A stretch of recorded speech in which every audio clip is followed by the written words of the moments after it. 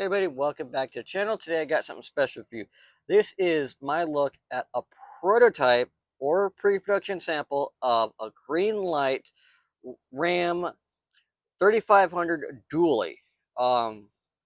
These were released back in, or the model was released back in, I believe, 2018, 2019, as a 2017 model.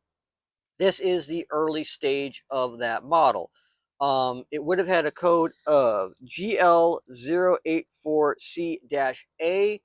I've seen some conflicting things that it may be a -B or it would be a GL084B-A, something like that. I'm not too sure because not too many people will have posted up photos or images of the truck's base.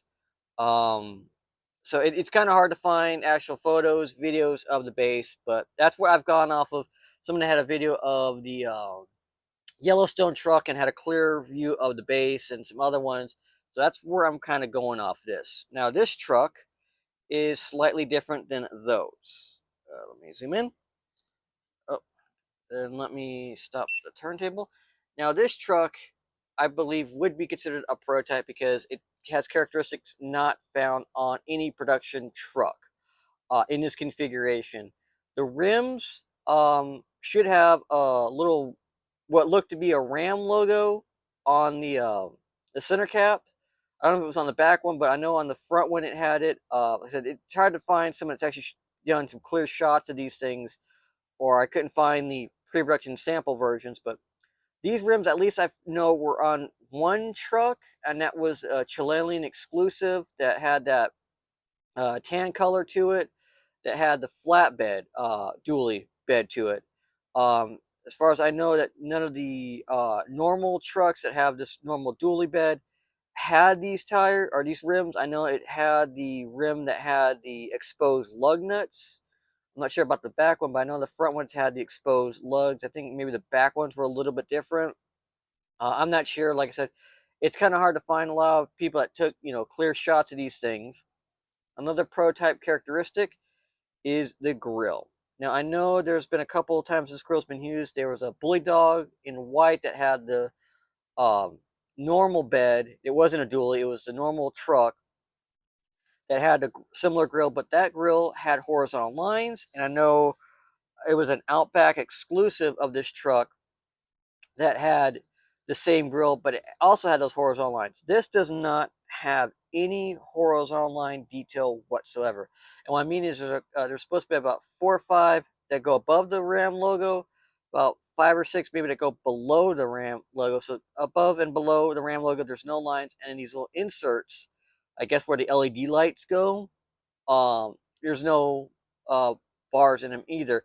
And I've tried looking around, had people point out on Instagram and some Facebook posts about the same grill, but like, no, there's no lines. I've looked at, I've zoomed in, I can see some little lines in it, and this does not have it. So this grill, to my knowledge, correct me if I'm wrong, has never been done in smooth. It's always had some kind of like line detail or maybe even honeycomb. I can't find any other trucks that have that smooth grill. So the grill and tire combinations are exclusive to this prototype. I said I've only found one truck to have these type of work truck tires, which would have dated this back to about 2010, 2011 maybe, because looking at in real life trucks, these rims were changed over to the exposed lugs. Now, I don't know if anything's different in the back of it.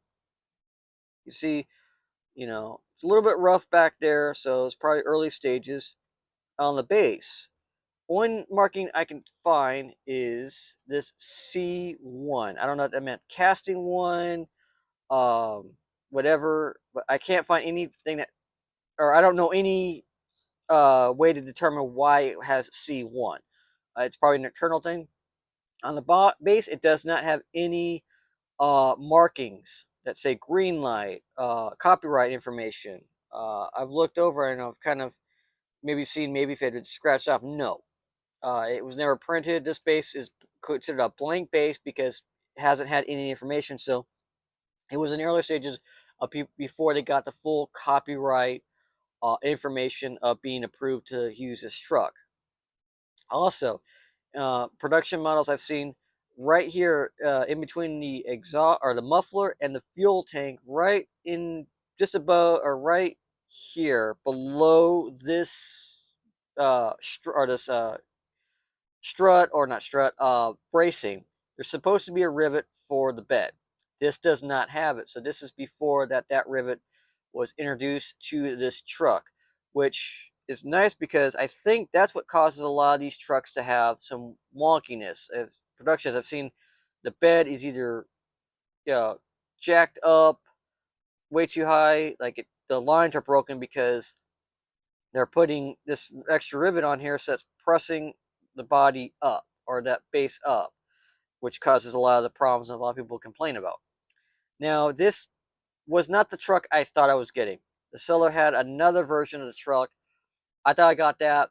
Either the listing was incorrect or probably doing a lot of these things, put the wrong truck in the box or put the wrong label in the box. So this one had a bit of an issue where this mirror was kind of pushed back. I fixed it with some super glue. Usually I don't because I like to, leave the history of it, but I knew I was probably going to be handling this on a video, especially with gloves, because I didn't want any more fingerprint oils or anything like that to attack the Zamac body, because this is not a clear coat. This is raw Zamac.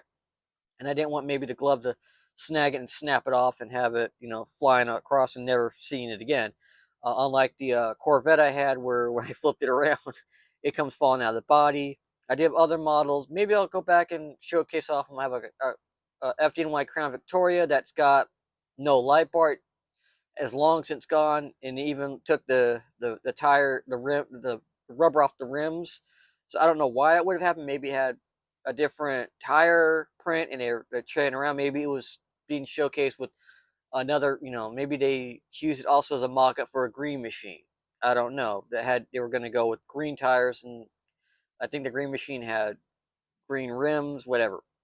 I got a Silverado that's missing the toolbox. Doesn't even look like I've ever had the toolbox on it, and missing one of the running rails on the bottom. So yeah, this is pretty cool to have an actual prototype in my collection. I know the word prototype gets thrown around in the diecast community a lot, especially around Hot Wheels. There's always a debate whether it's a real prototype or it's just, a lunch car special. This one is a prototype. I mean, you can't really fake a lot of these details. You can't fake clean the grill bean off. You can't fake or you can probably fake it, but it'd be hard to do with the rims. Well, the rims would be probably easy. You just sand it, maybe use a little bit of heat.